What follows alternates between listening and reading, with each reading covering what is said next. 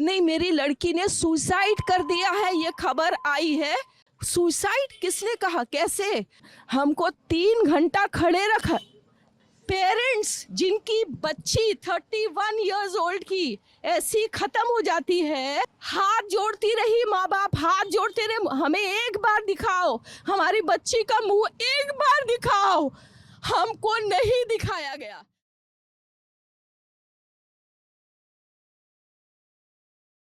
9 अगस्त 2024 RG Kar medical college और hospital, जो कि कोलकाता वेस्ट बंगाल में है, जहां पे एक 31 साल के लड़की का रेप कर दिया जाता है खुद के ही कॉलेज बिल्डिंग में, जिसकी बॉडी सेमिनार के रूम में पाया जाता है।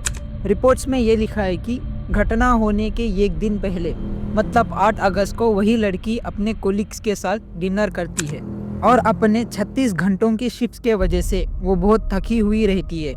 वो अपने कोलिग्स से कहती है कि वो थोड़ी देर आराम करेगी। उसके बाद उसके कोलिग्स वहाँ से चले जाते हैं।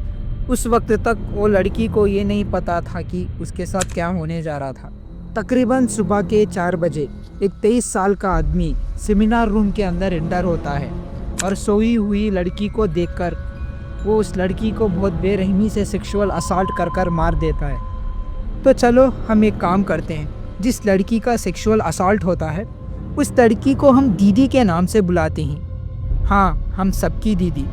तो अगस्त 9 सुबह के 7:30 बजे उस दीदी की बॉडी मिलती है हाफ नेकेड सेमिनार रूम में। उनके आंखों में से ब्लीडिंग हो रही थी, उनके प्राइवेट पार्ट्स में से भी ब्लीडिंग थी। तो कॉलेज के एक स्टाफ मेंबर सुबह के 10:30 बजे दीदी उनके फैमिली मेंबर्स को फ़ोन करता है और कहता है कि आपके लड़की की तबीयत बहुत ख़राब है, आप तुरंत आ जाइए। फिर से वही स्टाफ मेंबर 11:15 को उनके फैमिली मेंबर्स को कॉल करके बोलता है कि आपकी बेटी ने आत्महत्या कर ली है। तो सोचो, अगर आप स्कूल के एक स्टूडेंट हो और आपके स्कूल से आपके घर को कॉल जाता है कि आपकी बेटा या बेटी की तबीयत ख़राब है।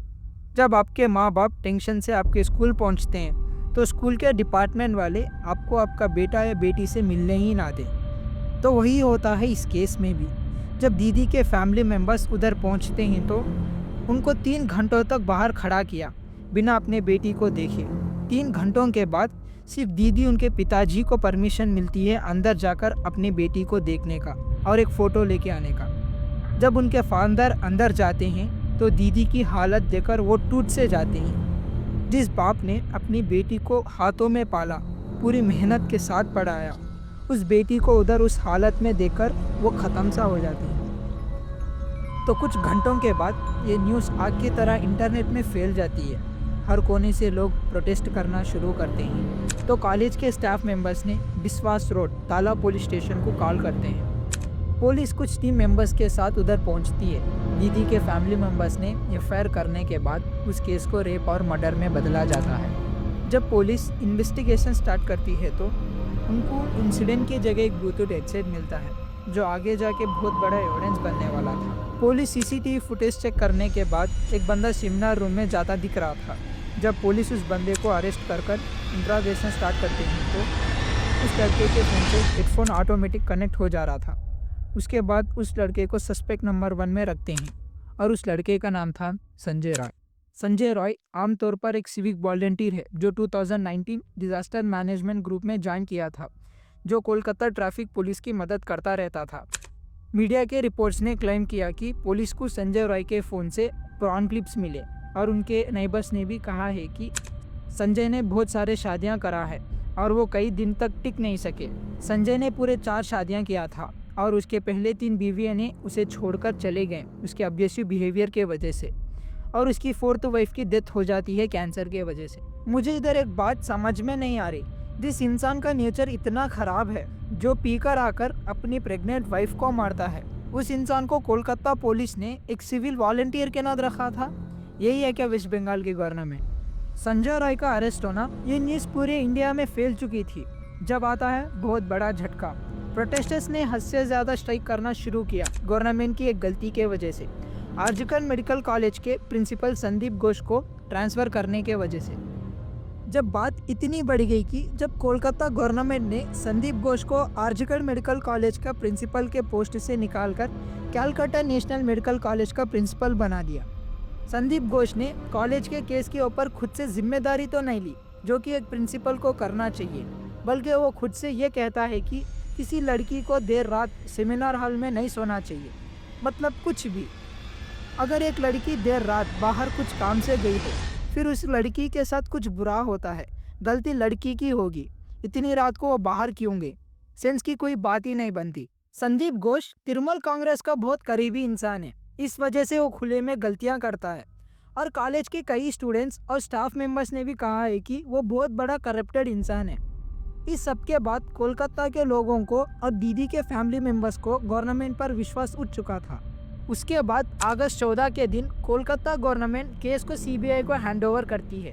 उसके बाद सीबीआई ने 25 मेंबर्स का टीम बनाकर इन्वेस्टिगेशन करना शुरू करते हैं। उसके बाद सीबीआई संदीप घोष को 4 दिन लगातार क्वेश्चनिंग करने के बाद आखिर में सीबीआई परमिशन ग्रांट करती है संदीप घोष पर पॉलीग्राफ टेस्ट करने के लिए। 25 अगस्त को सीबीआई रेड करती है आरजीकर मेडिकल कॉलेज के प्रिंसिपल और आरजीकर मेडिकल कॉलेज के सुपरिटेंडेंट संदीप घोष और संदीप वसीद के घर, और उनके साथ 13 और लोगों के घर पर भी।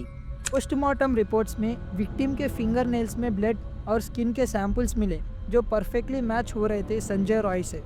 ऑटोप्सी रिपोर्ट्स में ये लिखा है कि विक्टिम का गला जोर से दबाया गया, जिस वजह से उसका सांस लेना मुश्किल हुआ था। उसके नेक पर भी मल्टीपल साइंस और इंजुरीज थे। उस लड़की का थायराइड कार्टिलेज तोड़ दिया गया था क्योंकि वो पुकार ना सके। रिपोर्ट्स में ये लिखा है कि विक्टिम के बॉडी पर ब्लड स्टेन्स थे, स्क्रैच मार्क्स, उसके साथ इंजुरीज हुए थे लिप्स, अब्डोमिनल पर। राइट हैंड फिंगर्स तोड़ दिए गए थे और विक्टिम का कॉलर बोन भी तोड़ दिया था। इसी बीच 19 अगस्त को वेस्ट बंगाल के CM Mamata Banerjee rally announce करते हैं जस्टिस के वास्ते। उन्हीं की स्टेट में वही जस्टिस के लिए रैली कर रही हैं। आपको नहीं लगता कि ये सब डिस्ट्रैक्शन के वास्ते है? क्योंकि पुलिस के इन्वेस्टिगेशन के ऊपर आम जनता को भरोसा उठ चुका था और केस को सीबीआई को ट्रांसफ़र करना पड़ा। क्या ये सब जस्टिस के वास्ते करे जा रही, नहीं तो कुछ और सच छुपाने के वास्ते? जब मैं ये वीडियो बना रहा हूँ तो ये इंसिडेंट होकर 6 महीने हो चुके थे, लेकिन अब तक जस्टिस के नाम पर कुछ नहीं मिला। विक्टिम के फैमिली मेंबर्स कोर्ट के चक्कर लगाते और जस्टिस का मांग करते रह जाएंगे। जिस देश में धन को माँ लक्ष्मी देवी के नाम से बुलाते हैं और कोलकाता में तो दुर्गा माता का त्योहार बहुत खूब चलता है, वही देश में, वही राष्ट्र में एक औरत सुरक्षित नहीं है, ये हम सबकी गलती है। हाँ, मैं सही कह रहा हूँ। लड़कियाँ सिर्फ हर दिन सेक्सुअल असॉल्ट ही नहीं करे जाते, बल्कि बुरे नज़र से भी देखे जाते हैं, कमेंट्स करे जाते हैं, और ये हम सब देखकर ना देखे रह जाते हैं। सोच बदलो और सोच बदलाओ, क्योंकि आपकी माँ भी एक औरत है। जय हिंद, जय भारत।